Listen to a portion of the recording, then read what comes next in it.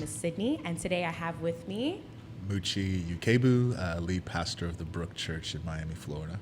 Awesome. Thank you so much for joining me today. I truly appreciate it. And you traveling all the way downtown in this horrible traffic. So Let me tell you something about this downtown there. I plan my life around traffic. Awesome, as we all should. but I was like, oh, what time do you want? Hey, amen. And then I was in traffic. I was like, that was not wise. That is not wise at all. It's okay, though. We're here, and we're going to talk about the lovely topic of tokenism. And that's why I traveled. And that's why you traveled. Just for this moment.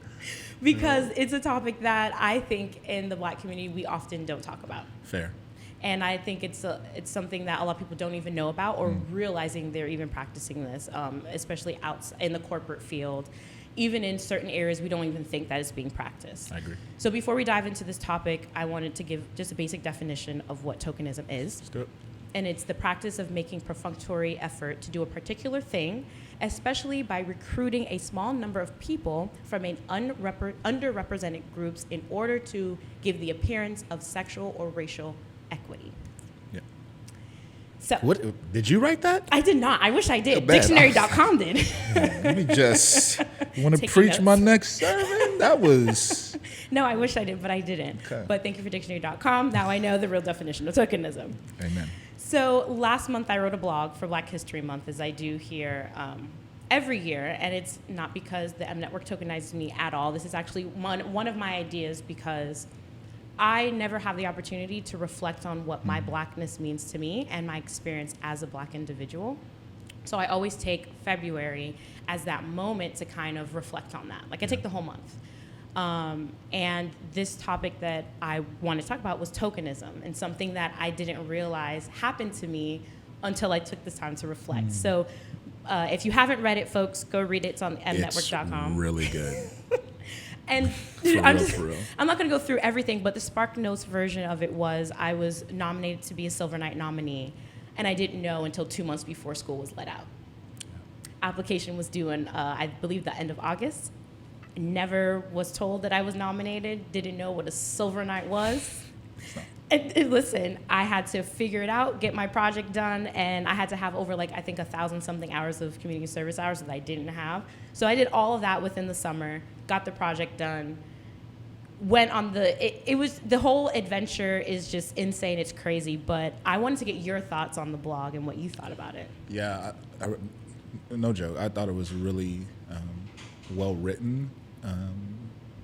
The content is dripping, if I could say that.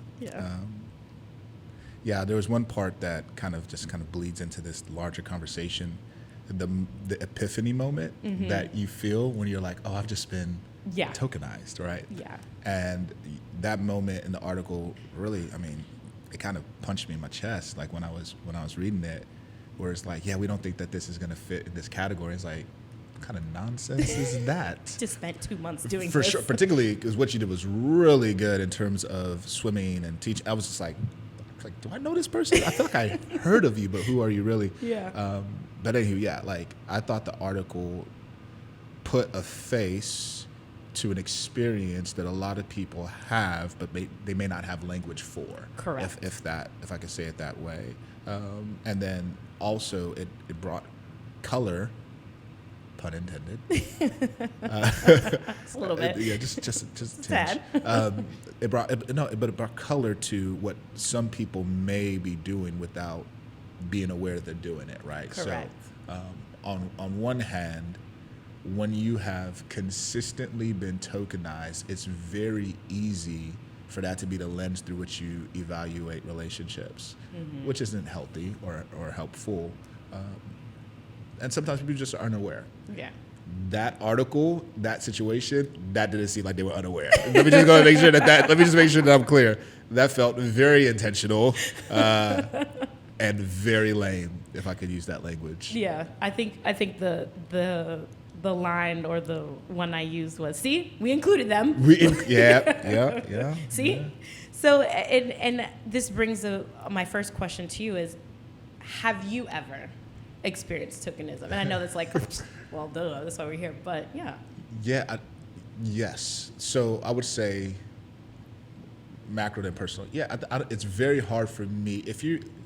because there's just a wave, man, where it felt like diversity was like the topic of conversation.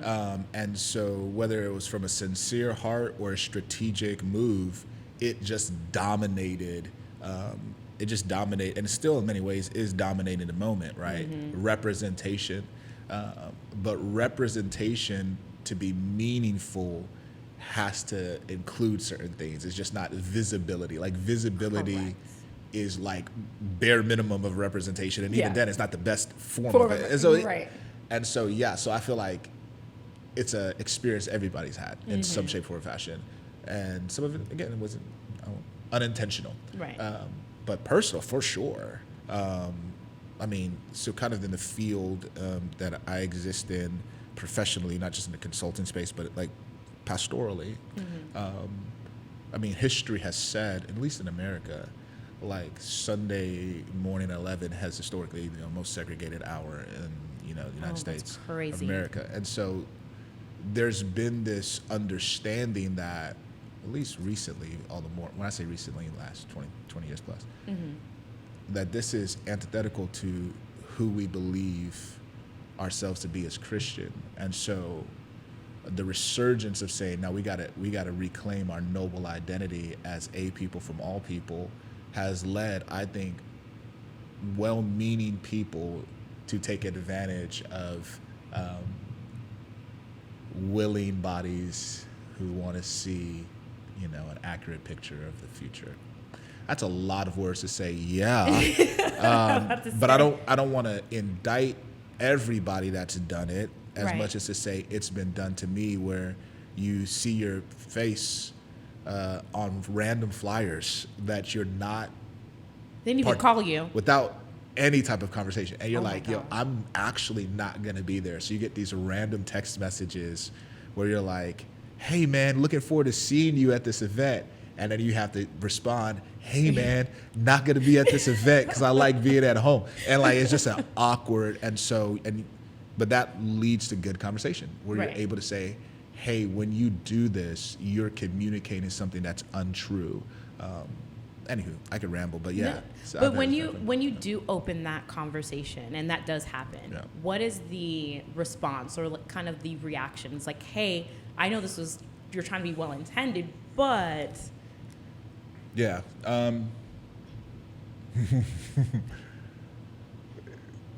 Varied.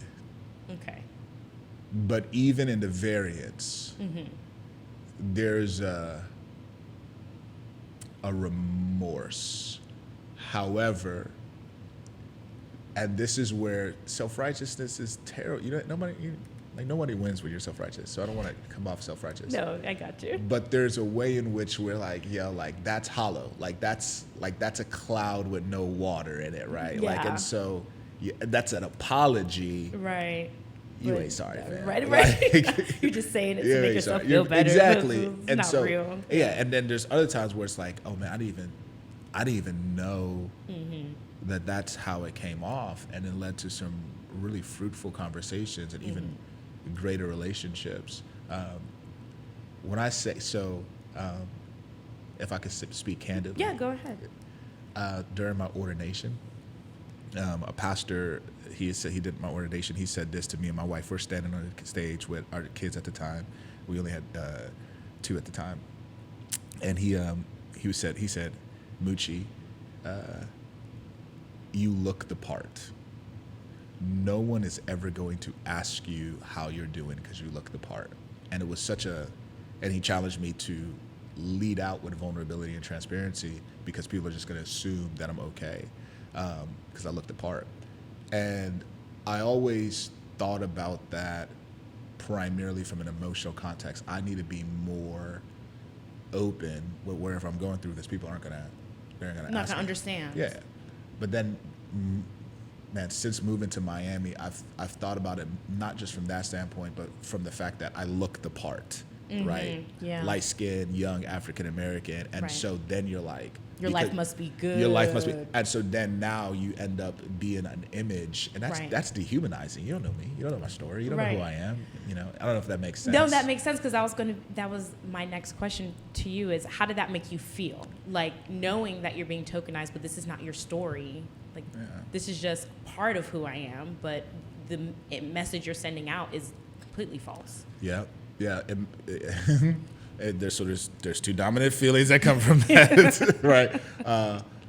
There is a level of grief, because when it's done by people in my field, like, I feel like it hurts more, because we're supposed to be the champions of that which is true, beautiful, noble, and good, and so there's a way in which it feels very like, yo, we're better than this, so it hurts. And then there's the anger that's associated with this, like, yo, like, we're better than this. Let's be better. Better than this. Yeah. And so, but then, you know, I sit back. So those are the emotions I feel. And then I have conversations, because I'm a grown man. Like, and so, like, let's talk about it. Let's have a real conversation. Bring it to the table. And what ends up happening is you realize, man, like, most of us, we want, like, rebrand. Like, I just want to, like, we think our deepest level is branding. Like, I just need a rebrand. And it's like, nah, fam, you need renovation.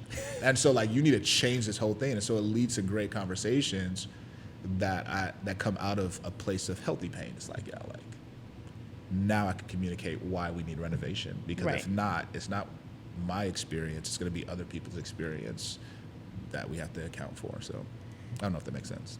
It does make sense, because I want, and this is a question that it just popped into my head as you explained it to me. Jump in there. So, when you are tokenized, and people probably have this idea of you, but when they actually meet you and speak to you, do you also have the reaction of, wow, you are not what I expected? Oh my goodness, fam, what?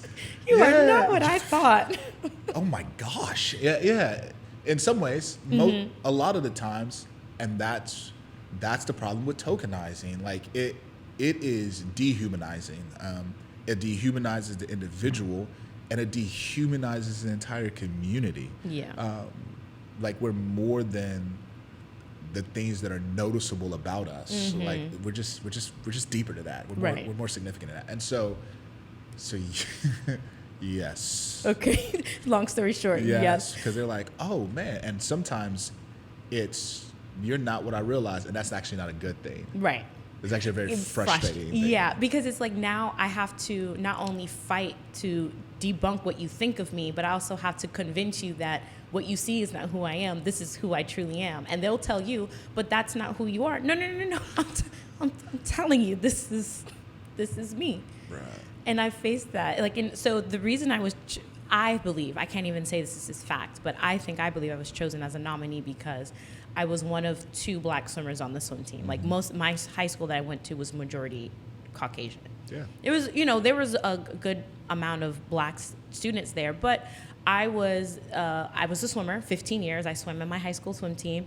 I was the captain. I did water polo. So I'm not going to say I was a lazy student, but I had a decent GPA. Yeah.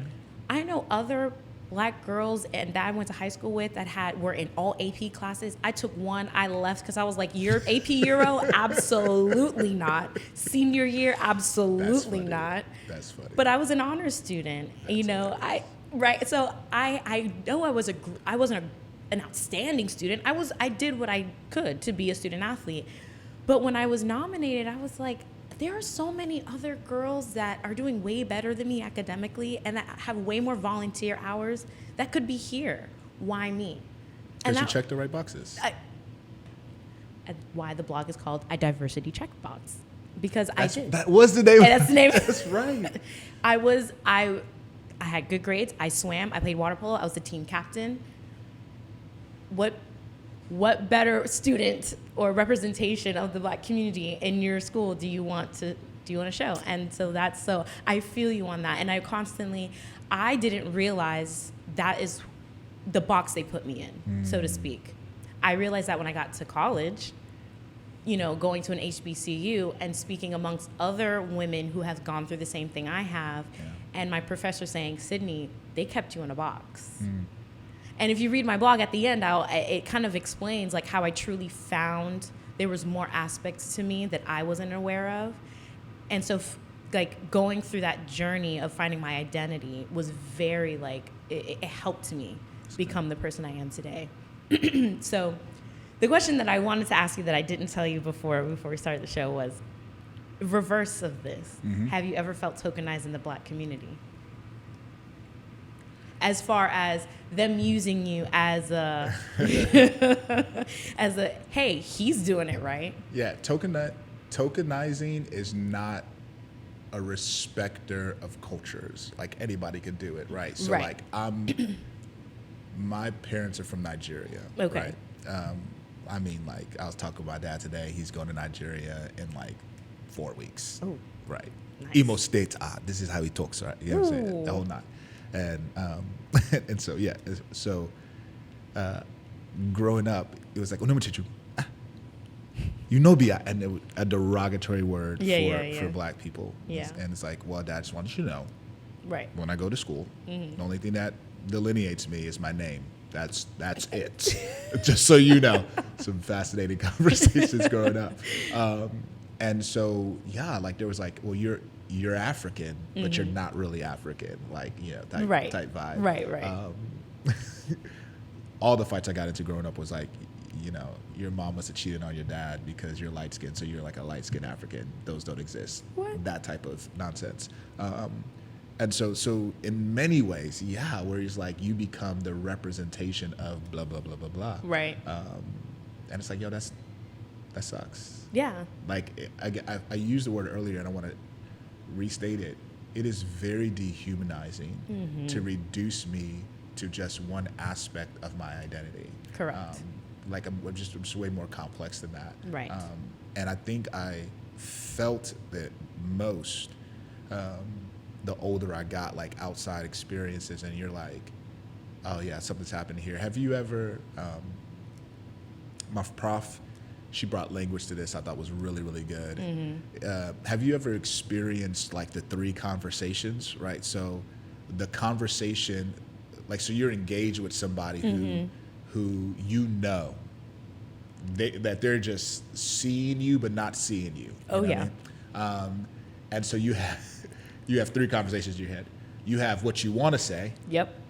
what you're gonna say, Yep. and then how you're gonna respond to what they say. Correct. And it's like just the way that pulls on you to consistently feel like I have to have all these conversations because of all of these other dynamics where you just can't relate to me as just a human. Right.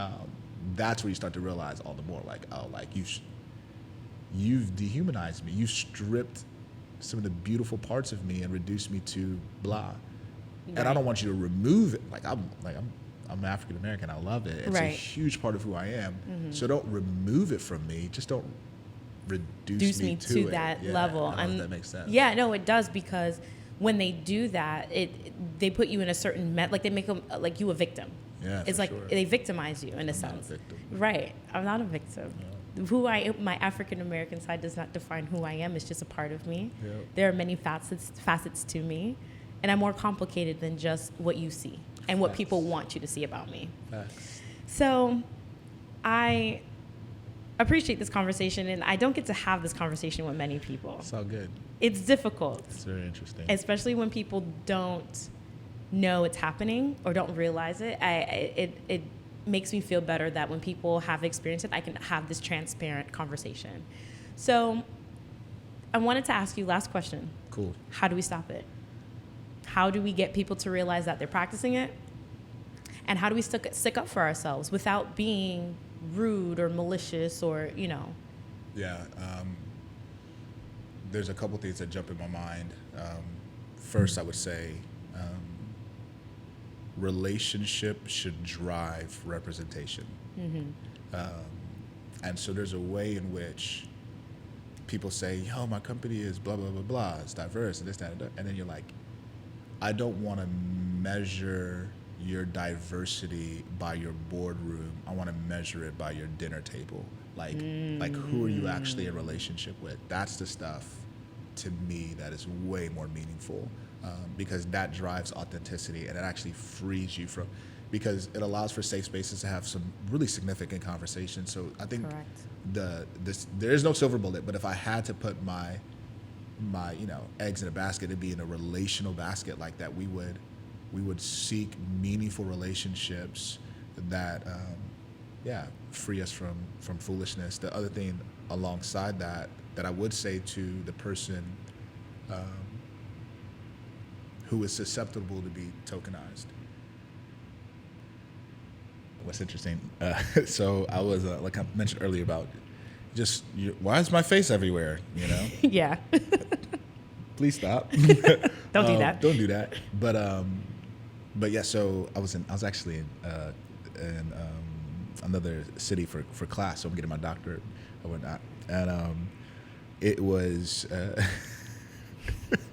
while I was there, they were like, hey, we're going to take pictures to promote, oh my gosh, this doctoral program, this, that, and the third.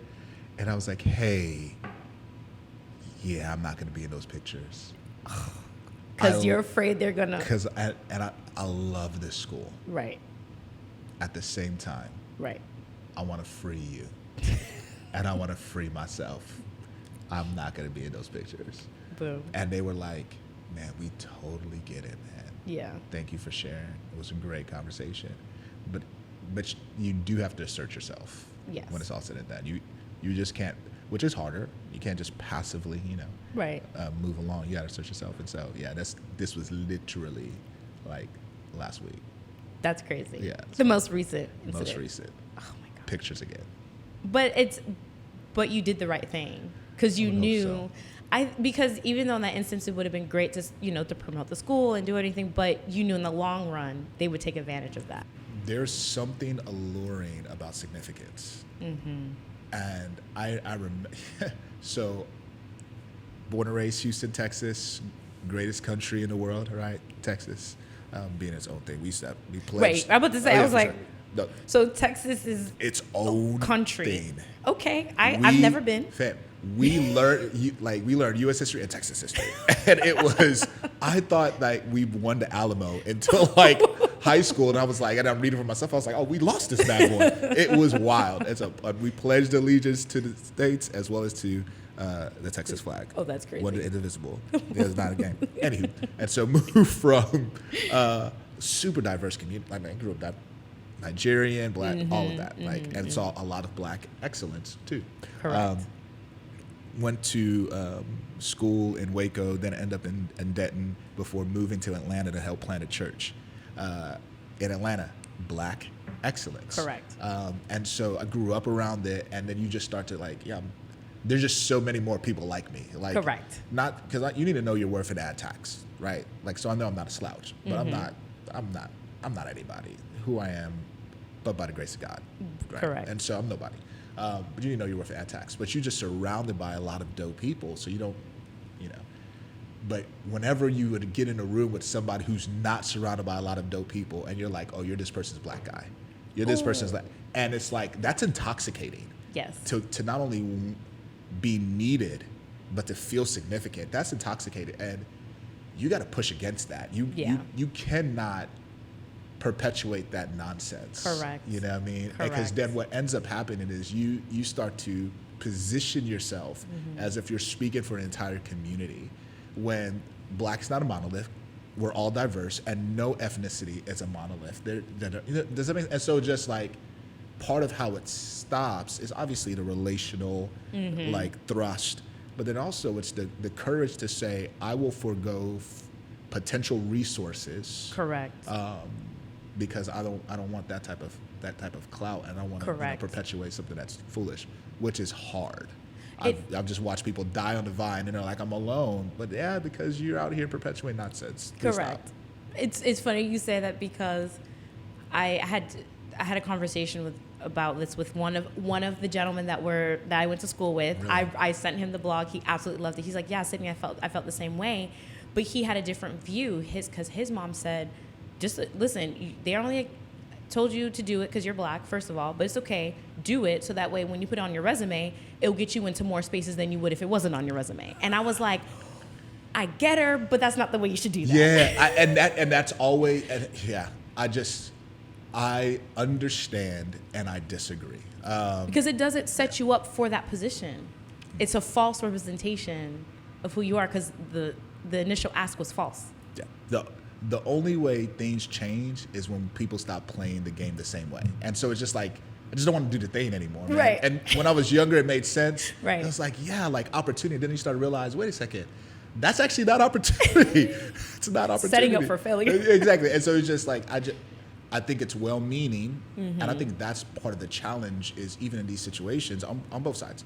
It's well-meaning intentions that have horrible actions. And I have to hold people accountable, not just to their actions, but to their intentions. And not just to their intentions, but to their actions. I got to do both. And so, like, yeah, I just disagree. Like, I don't think that we should, it's funny, me and a friend of mine, we were talking about this, like, jokingly, like, leveraging your tokenism for the glory of God. I'm like, that's nonsense. Like, we said it jokingly, but it was right. Like, I just don't feel like I need to use evil to produce good. I think that's the best way. That's the best way to put it. No, that's a graceful way of putting it. And that's true. I don't think we should either. So I completely agree with you. I feel like in my experience, because it started in my school, it should start in schools. For sure. I'm teaching, as let me stop. I'm not gonna say that. I'm not gonna. Yeah. Because I want people to go to my church. Right. So listen, we exist to grow people for all people. Like, let me just. And I love my school. I had a great experience, but I won't talk bad about them because they did have they were very well-meaning and well-intentioned. It's just now that I'm an adult thinking back on, I'm like, wow, that really hurt me in the long run. And I just think your ability to own the pain, yes, without condemning or being dishonest is transformative. Oh, 100%. I appreciate that. It's hard. I always tell people it's hard to look in the mirror and say there's something wrong. It's difficult, but that's where it starts. It is the starting place.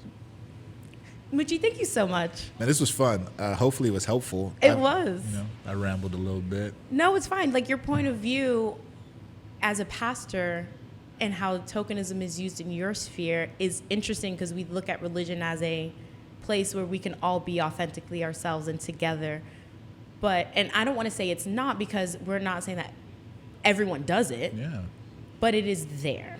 So it actually, to me, it reinforces the fundamental issue, which I would argue is in all of us, which is we're broken. Yes. Everybody starts from a place of brokenness. Mm-hmm. But just because that's where we start, that's not where we have to stay. And that's why I think the gospel, what I would argue is the gospel provides hope, which I would say is different than even just how we think about religion. But yeah, like,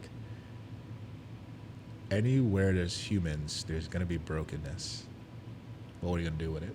So I'm glad I get to press back against people who have a position that says they're willing to change. Or else I'd leave. I love that. Or else I'd leave. Like, it's a waste of my time. I'm out. I love that. Well, thank you so much for coming. This is it. Guys, stay tuned for the next episode of Empower.